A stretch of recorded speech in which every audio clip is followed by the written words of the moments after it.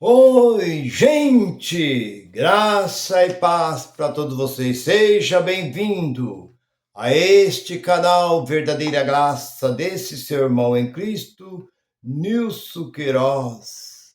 Você que está comigo já há algum tempo, está me seguindo, e eu quero te agradecer. Muito obrigado, meu irmão e minha irmã, por você estar comigo. Eu tenho uma mensagem, o título da mensagem é essa: o Apocalipse não é Evangelho.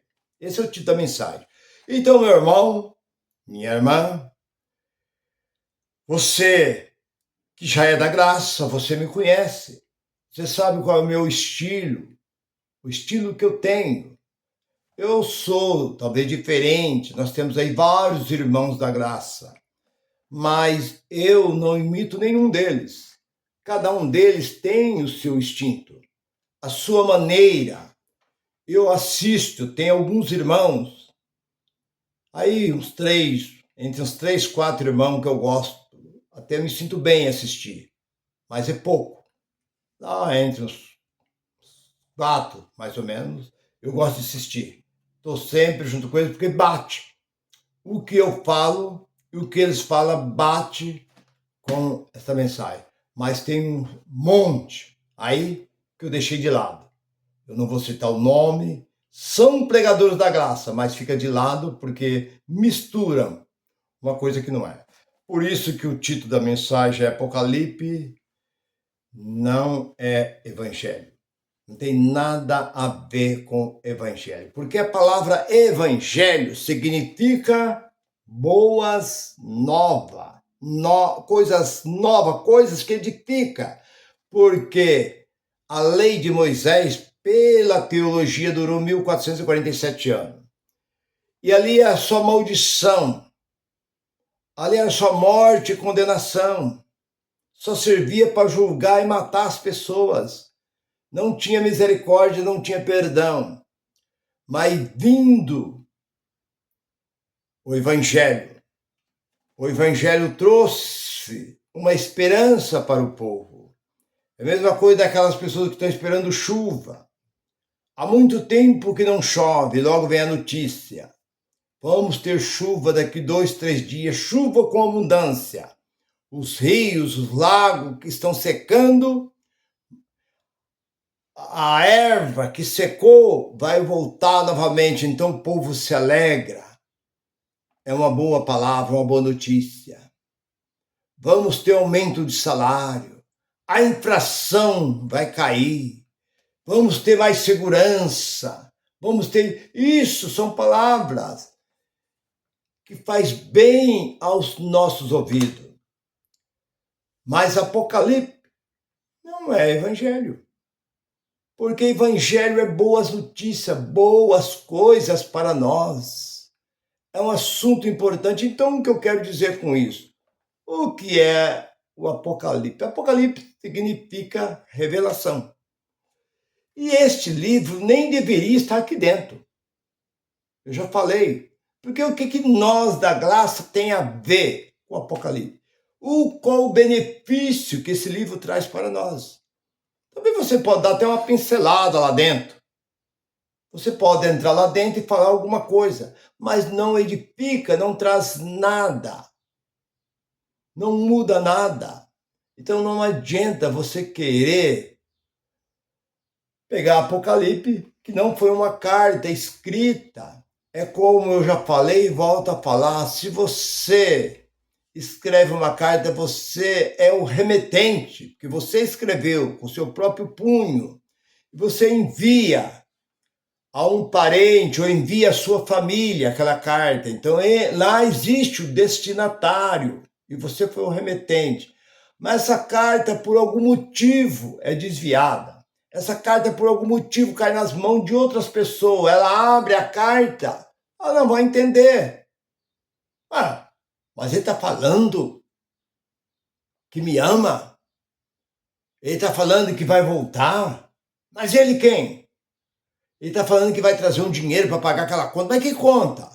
A pessoa não vai entender nada, porque ela não foi destinada àquele que pegou, àquela que pegou. Ele me ama, mas quem é esse que te ama? A carta não é para você. Então, o que aconteceu com o Apocalipse?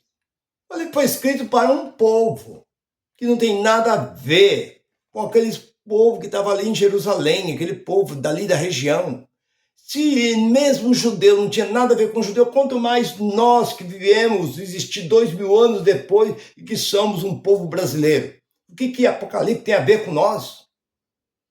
Então veja aí pessoas defendendo de um incidente do livro de Apocalipse, a revelação que está escrito lá, foi enviada a quem? Ao 7 movimento, que eu não posso chamar de igreja. Alguém escreveu igreja, mas judeus não têm igreja. Quem estava lá? Era um grupo de judeus. Judeus nunca aceitou a palavra igreja, porque a palavra igreja está no grego. Então, você pode ver, você não deveria usar a palavra igreja, você tinha que usar a palavra um movimento. Havia um movimento lá na Ásia Menor, e foi enviado a esse movimento de judeus que lá estava. Mas Roma foi lá e trouxe esse movimento e tirou de dentro e colocou dentro desse livro para amedrontar o povo. Porque tem coisas que não bate. Você olha para o dragão. Ainda que você queira, né, estudar, reler, você não vai conseguir entender, porque está escrito ali que um dragão perseguiu uma mulher. E essa mulher estava vestida com sol. Como vestida com sol? Sol é alguma roupa?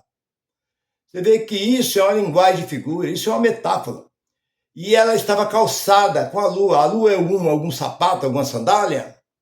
E ela estava sentindo dor de parto. E ela deu à luz a um menino. E esse menino foi recebido do céu. E essa mulher fugia do dragão. Aí vem os camaradas querendo interpretar, mal interpretação. Esse dragão era o diabo, que corria atrás de Maria. Esse menino era Jesus. Era Jesus. Esse dragão era o diabo, e ele com a sua cauda, ele derrubou a terceira parte das estrelas. Esse diabo era Herodes. Herodes matou todas as crianças de 2 anos abaixo para encontrar o menino Jesus. Não, essa conta não fecha. Porque se isso aconteceu, o nascimento de Jesus aconteceu no início do século. Veja bem, quando Maria deu à luz, isso aconteceu no início do século I. Jesus morreu aos 33 anos. Então, se isso aconteceu no início do século, e essa visão de João, segundo os estudiosos, já foi agora nos anos 90, quase 100 anos depois, como pode bater se aquela criança que nasceu era Jesus e aquela mulher era Maria, se Maria foi no início do século e João foi lá no fim do século? Então essa conta não fecha. Então não adianta, isso está completamente... Outra coisa, mandou medir o tempo. O anjo chegou e disse para João, toma uma vara e vai e mede o templo em Jerusalém. Mas o templo já tinha caído. Se ele estava no ano 90, o templo não existia mais. O templo ficou de pé até o ano 70. Então essa carta do Apocalipse, mesmo que ela foi escrita no ano 50, no anos 30, era passado. Porque isso já estava. Daniel e Ezequiel foram os que mais profetizaram a respeito do fim de tudo que ia acontecer. Porque Daniel, capítulo 9, versículo 2, fala ali de 70, que é a duração de Jerusalém, da desolação de Jerusalém seria com 70 anos. Foi o que aconteceu ali no ano 70, aconteceu isso. Bem, mas vamos lá. Então o povo fica pegando o Apocalipse, lê texto fora de contexto, trazendo para amedrontar a chamada igreja, E o povo fica tudo apavorado, amedrontado, com medo de uma coisa que não existe. Uma coisa que nem deveria. Não sei se vocês sabem, mas entra nos documentários, você vai ver que houve discussão entre as autoridades romanas se colocava ou não colocava o livro do Apocalipse dentro deste livro. Porque foi eles que fizeram este livro. Pegaram os escritos sagrados, como eu já falei, e fizeram este livro. Mas como este livro traz medo, traz inferno, traz diabo, traz o homem do pecado, o anticristo, traz a besta, traz o dragão, traz não sei o quê, né? Então isso seria bom para trazer o povo na rédea curta. Trazer, tá vendo? Tá aqui dentro. Blá, blá. Irmão, isso nem deveria estar dentro. Para mim, Apocalipse nem existe. Para mim é um livro que para mim não tem importância nenhuma. Não só ele, mas tem livros aqui dentro que não tem importância. Cantares de Salomão serve para quê? Ali o que é? Declaração de Salomão para suas mulheres. Para que esse livro está aqui dentro? Então existem uns livros, como o livro de Judas. Foi tirado lá de Macabeu, que não tem nada a ver, porque quando Paulo queria alguma coisa, ele buscava lá no livro da lei, ele buscava em Isaías, buscava em Jeremias, buscava nos profetas que apontavam para Jesus. Mas como é que Judas foi pegar uma coisa que existiu lá no livro de Enoque, de Macabeu, coisa que não existe aqui dentro? Você pode ler esse livro inteirinho, você não acha anjo discutindo com o diabo, você não vê Enoque profetizando, não existe aqui dentro. Quem disse? Judas, numa folha só. Ele achou lá um livro lá, talvez isolado lá, e ele catou e escreveu essa cartinha. E nem devia também estar dentro da Bíblia, porque isso não faz diferença nenhuma, não traz nada, não traz benefício nenhum. Benefício para nós é as cartas paulíneas. Eu falei e falo. Então, voltando para aquilo que eu quero dizer. Esse povo que fica hoje bajulando, pregando, defendendo o Apocalipse, eles pregam aonde? 14, versículo 6 de Apocalipse, veio um anjo com um livro na mão, pregando o evangelho eterno. Mas o que ele pregava? O que estava escrito ali? Esse anjo tinha que trazer um livro para poder pregar? Será que ele não tinha já dentro de si a palavra? Ele precisava de livro? Então você vê que essa conta não fecha. Isso não bate. No céu não tem papel, não tem livro. No céu não tem caneta, não tem nada para escrever. Por que tem que escrever? Jesus veio a esse mundo e não trouxe nada. Ele falava pelo Espírito. Os apóstolos não tinham nada, falavam pelo Espírito. Por que um anjo descendo do céu tinha que trazer um livro? E se ele tivesse aberto o livro, tivesse dito, e tivesse além dos 22 capítulos do Apocalipse, tivesse mais um capítulo a mais, esse capítulo agora era a carta que o anjo trouxe sobre o evangelho eterno. Mesmo assim, eu continuava tendo isso como maldição. Maldito é o anjo e maldito é as palavras que ele falou. Por quê? Porque está aqui. Qualquer um que pregar outro evangelho é maldição. Anátema, não, já vou direto, é maldição. Tá bem claro. Ainda que Paulo foi bem claro, ainda que eu recebi 16 e 25 de Romano. Esse evangelho da graça, antes que o mundo existisse, não é antes do homem se formar, antes que o mundo existisse, eu recebi. Olha que privilégio que teve Paulo. Por que esse privilégio não foi dado a Jesus? Por que não foi dado a Pedro e os demais que andou com Jesus? Foi dado a Paulo, um perseguidor do povo de Deus. E Paulo diz ainda que ele apontou para ele.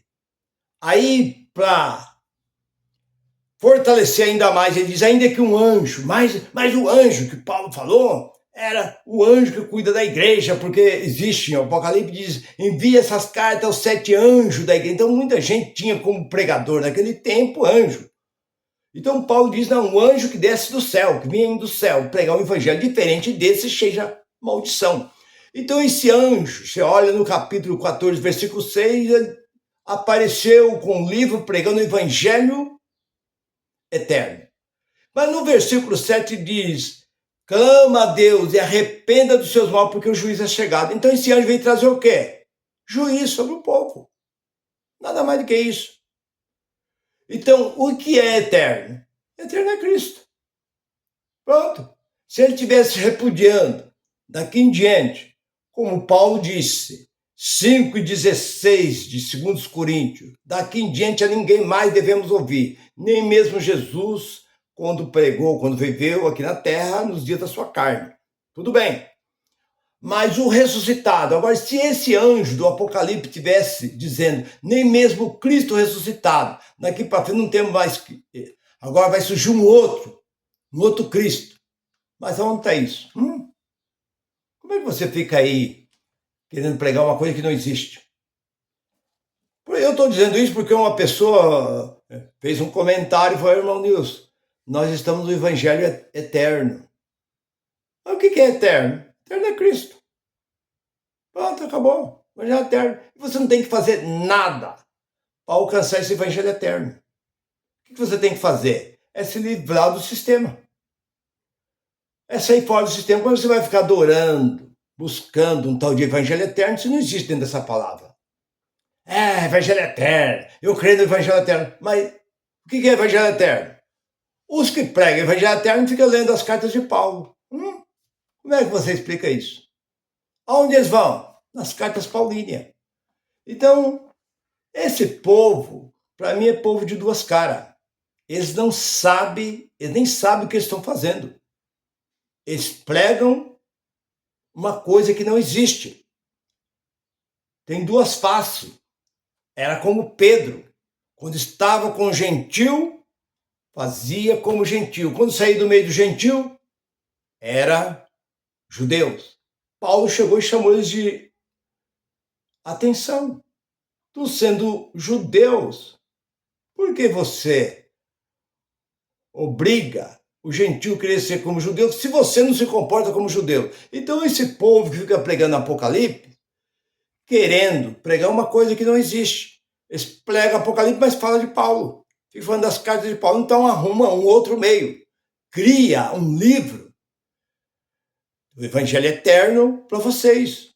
Vai lá na gráfica, faz um livro lá e fala, olha, nós temos agora o Evangelho Eterno, está aqui nas nossas mãos aqui. Nós juntemos aqui um grupo aqui e fizemos esse livro. Sim, fica muito melhor do que vocês ficar fazendo essa confusão, como no tempo de Paulo. Paulo ia na frente pregando, vinha um outro grupo atrás desfazendo aquilo que Paulo pregava.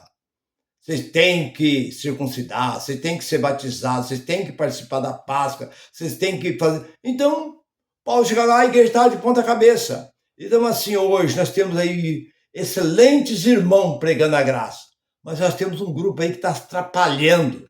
Você está atrapalhando a graça. Por isso que eu deixei muitos deles, eu deixei de lado. Hoje tem uns 4 mais ou menos que eu sigo, porque eu sei que eles estão de acordo com essa palavra. Meu irmão, Apocalipse não é evangelho. Apocalipse é maldição que estava para vir sobre aquele povo de Jerusalém. Não vai a Jerusalém. Estava alertando aquele povo, porque uma maldição espera por vocês. Meu irmão, fique com esta palavra. Graça e paz para todos vocês. Goodbye, goodbye.